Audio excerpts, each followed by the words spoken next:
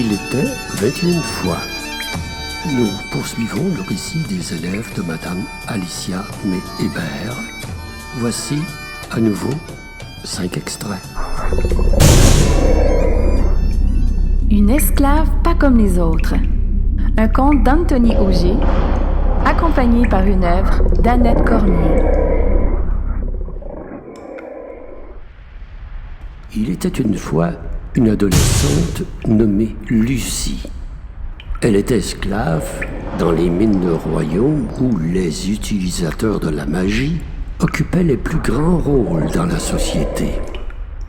La jeune esclave devait travailler dur, très dur, pour ne pas que l'on mette fin à ses jours. Un jour, alors qu'un garde plus cruel que les autres trouvait qu'elle ne travaillait pas assez, il la frappa avec la poignée de son épée, ce qui entraîna la chute de Lucie, qui devint folle de rage. Une force inconnue traversa son corps.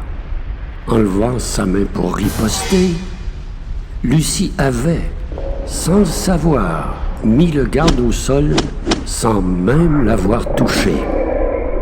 L'adolescente affolée tomba sans connaissance devant les autres gardes ébahis. Les gardes la mirent dans un chariot en direction de l'Académie de la sorcellerie. Dans cette académie, les individus ayant une affinité avec la magie étaient divisés en plusieurs groupes. Un surveillant était chargé de mettre à l'épreuve ces groupes. Seul le plus apte à devenir l'apprenti d'un sorcier était épargné, et les autres mouraient. Tous les autres mouraient.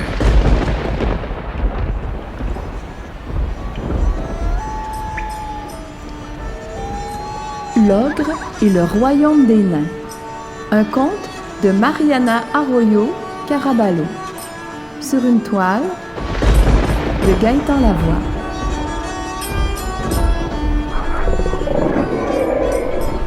Dans un pays lointain, il y avait un roi nain. Un roi nain qui vivait dans un palais avec toute sa famille.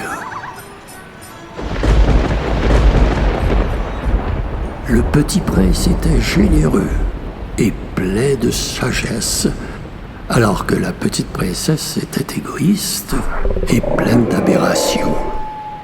Un jour, un ogre, un immense ogre, arriva dans le village et rendit les gens malades, très très malades.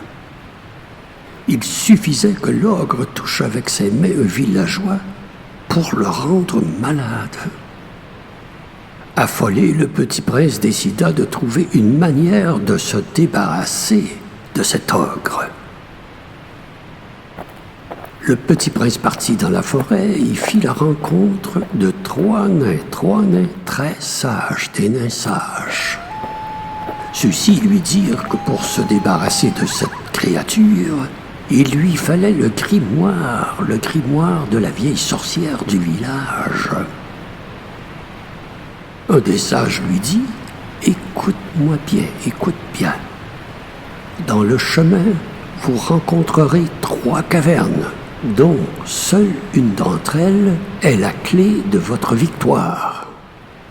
Alors là, soyez bien attentifs et très prudents. » Le petit prince avait écouté attentivement les paroles du nain sage et s'était mis en route. Après un bout de temps, il trouva la première caverne, mais ne tomba pas dans le piège. Plus tard, le prince nain rencontra une autre caverne. Mais encore une fois, il ne se laissa pas jouer de tour. C'est alors qu'il aperçut une 3e caverne. Mais cette fois-ci, il était convaincu que c'était la bonne. Convaincu que c'était la bonne.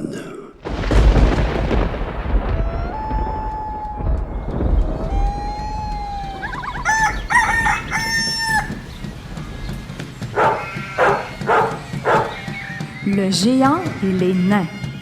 Un conte de Julien Vicaire. accompagné par une œuvre de Sylvie Robert. Il était une fois Brutus. Brutus, un géant qui vivait dans un tout petit village avec de toutes petites personnes, c'était des nains.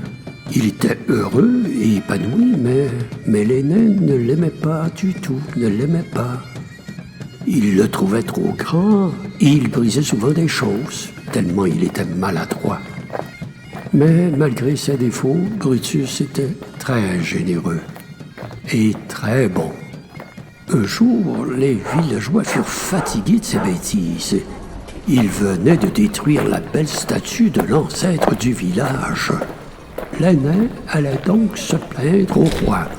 Après de nombreux cadres de portes brisés, maintenant c'est au tour de notre statue, dit l'un d'eux. Mettez-le dehors, dit un autre, plein de haine, mettez-le dehors, dehors. Le roi ne le voulait plus. Il était jaloux, car Brutus pourrait bien faire un meilleur roi que lui. Alors le roi lui dit de partir et de ne plus revenir tant qu'il ne serait pas petit, tout petit comme eux, vraiment petit. Et voilà que ce géant partit du village, les larmes aux yeux, les larmes aux yeux.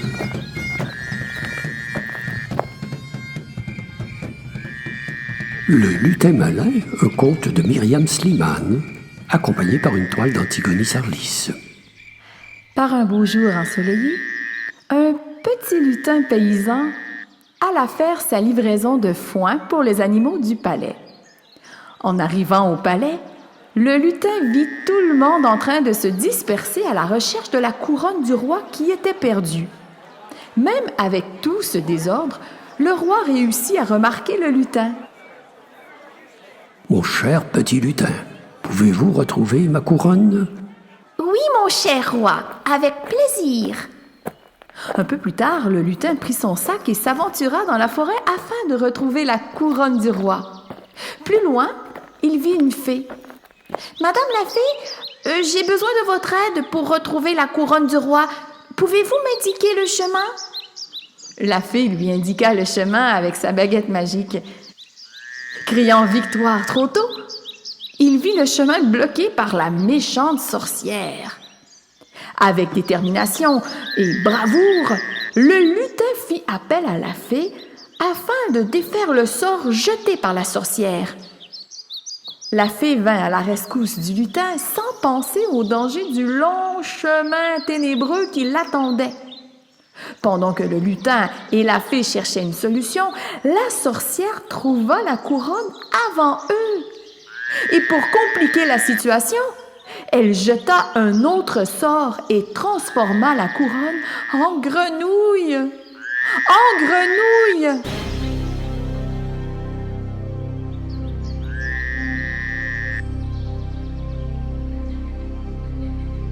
La fée paresseuse. Un conte de Inès Saidi, accompagné par une toile de Francine Gauthier. Il était une fois dans un village lointain et magique des fées, beaucoup de fées. Ces créatures magiques ont un seul travail dans la vie, ramasser des dents. Il y en a une en particulier qui a perdu ses pouvoirs de voler, de transformer des créatures et d'offrir de la bonté aux enfants de jour en jour, car elle refusait de ramasser des dents. Un jour, la reine des fées lui a enlevé ses pouvoirs, lui a enlevé tous ses pouvoirs. La reine lui dit « Oh, fée, si tu veux récupérer tes pouvoirs un jour ou l'autre, tu devras aller voir un magicien. » Le lendemain matin, elle quitta le village avec un sac de nourriture et une pièce d'or, puis marcha dans la forêt.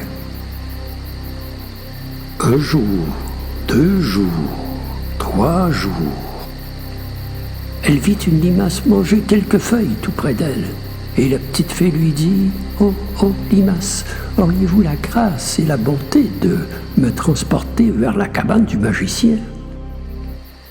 La limace toute dégoulinante répondit que, hélas, Et là, c'était possible de la transporter, mais elle était prête, elle serait prête à lui prêter du mucus pour glisser un peu plus vite.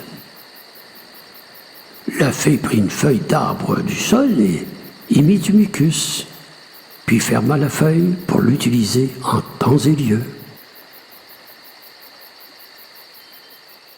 Elle prit également du mucus et tartina son pied droit, puis le gauche, afin de patiner sur la route. Et le jour suivant, elle vit un ogre marcher cherchant une créature à manger. La fée alla vers lui et lui dit « Oh, ogre, aurais-tu la grâce et la bonté de me transporter vers le magicien de l'autre côté de la forêt ?» L'ogre lui répondit bêtement « Pourquoi ferais-je cela? Pourquoi ferais-je cela? J'ai faim depuis 2 jours, je cherche une créature à manger. Et voilà que se présente une jolie fée à croquer, à croquer. »